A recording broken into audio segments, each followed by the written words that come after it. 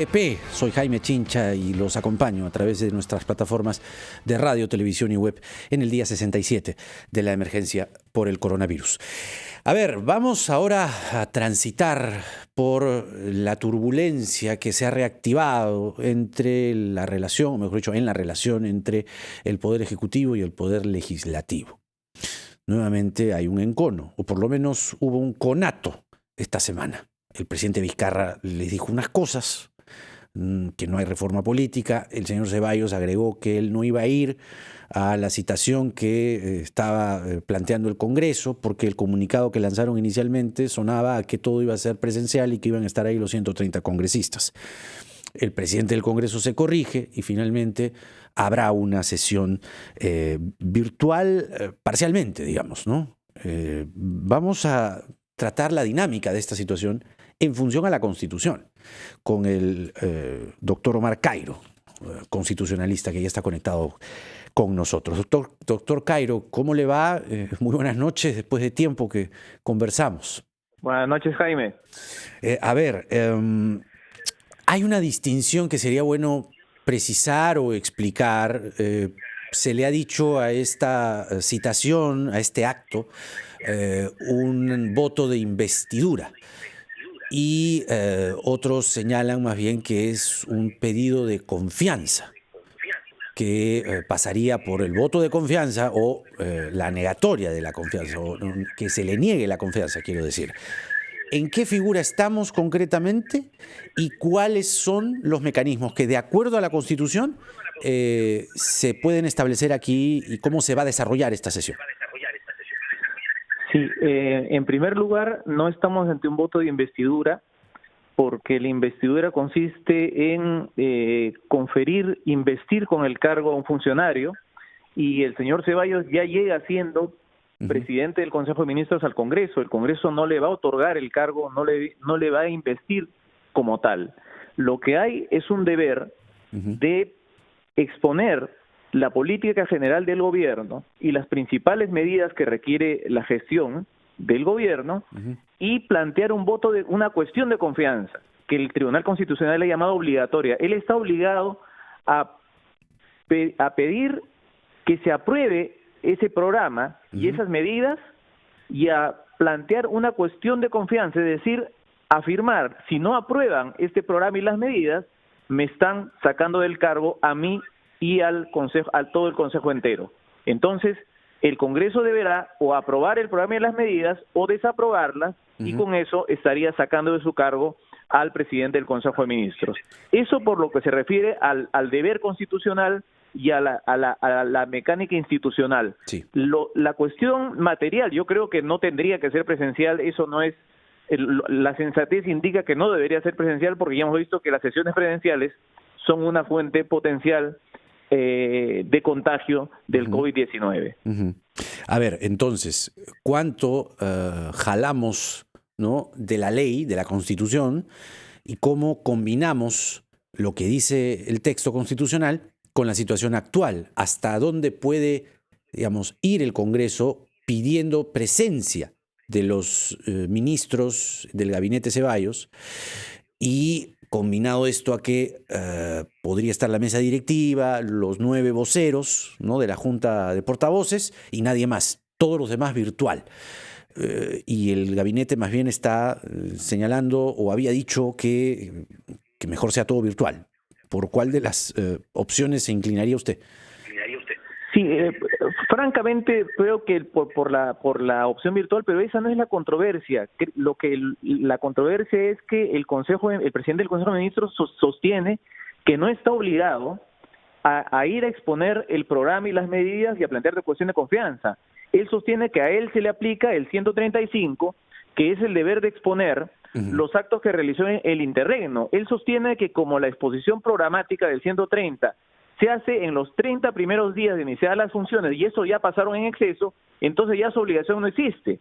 Y eso no es cierto, porque debe exponer el programa y las medidas y hacer cuestión de confianza sobre las mismas. Ese es un mandato del 130, el Tribunal Constitucional le ha llamado cuestión de confianza obligatoria, y el hecho de que haya transcurrido tanto tiempo se debe a 2 factores. El Congreso estaba disuelto, y en segundo lugar, no se pudo reunir por la pandemia, y cuando se reunió presencialmente ocasionó esta catástrofe que fue el contagio de 10 congresistas. Entonces, son razones de hecho que han impedido que en los 30 primeros días el presidente del Consejo de Ministros plantee la cuestión de confianza por el programa y por las medidas. Claro. Sería una exageración decir, en realidad sería un despropósito decir que él está en curso en infracción constitucional por no haberlo hecho en el plazo de 30 días. Eso es verdad. O sea, ni lo uno ni lo otro, en realidad. O sea, ni uno ni otro.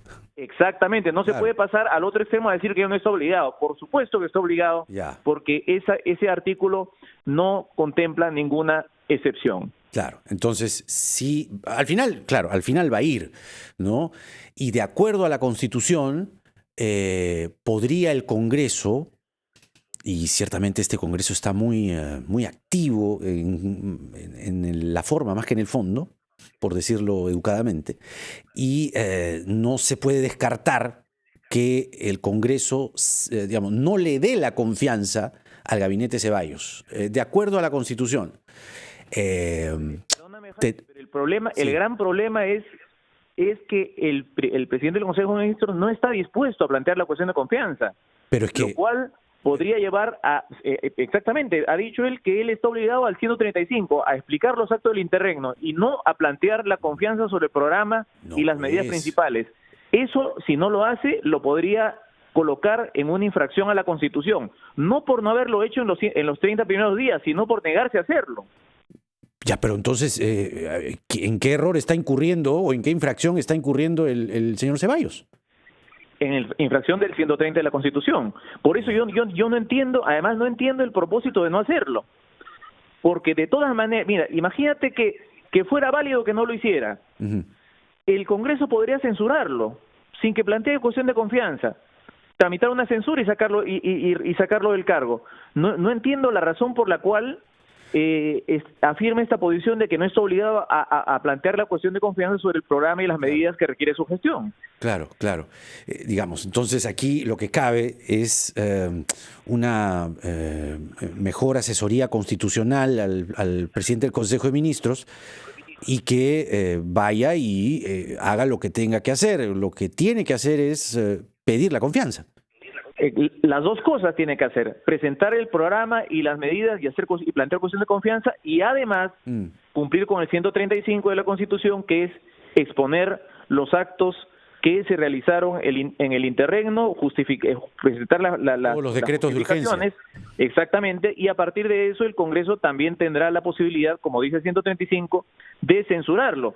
Si él considera conveniente, y ahí sí es voluntario, por los actos del interregno puede plantear una cuestión de confianza para el pedido de que se mantenga la vigencia, por ejemplo, los decretos de urgencia, pero eso sí es voluntario. Lo del 130 sí no es voluntario.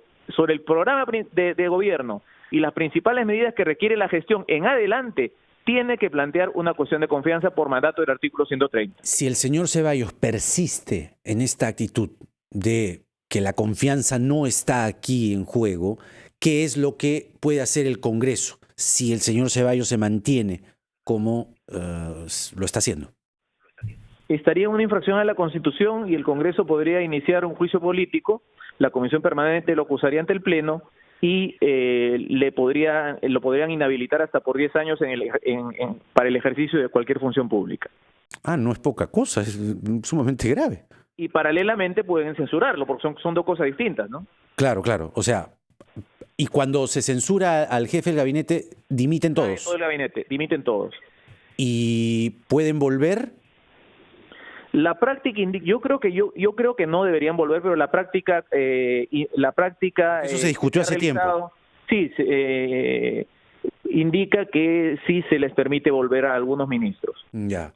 Bueno, preocupante el escenario, doctor Cairo, ¿eh? Pero creo que es preocupante, pero la solución es muy sencilla.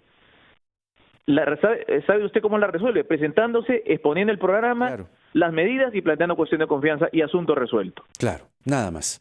Muchas gracias, doctor Omar Cairo, como siempre, Jaime. Un placer. Muy lúcidas sus explicaciones. Que esté bien, cuídese mucho. El abogado constitucionalista Omar Cairo, fíjese, no es poca cosa. Tiene que presentar el señor Ceballos, hacer confianza, ¿no? Pedir confianza al Congreso. no solo por las acciones que están haciendo ahora frente a la emergencia o en la emergencia frente al coronavirus, sino también lo que hicieron en el interregno. El interregno, cuando no había Congreso, estaba disuelto, ¿no? De ahí se convocó elecciones, se eligió este Congreso, la gente eligió este Congreso. Y la Constitución lo que dice, en efecto, es que cuando está ya el nuevo Congreso elegido, el presidente del Consejo de Ministros tiene que presentarse. Muy bien.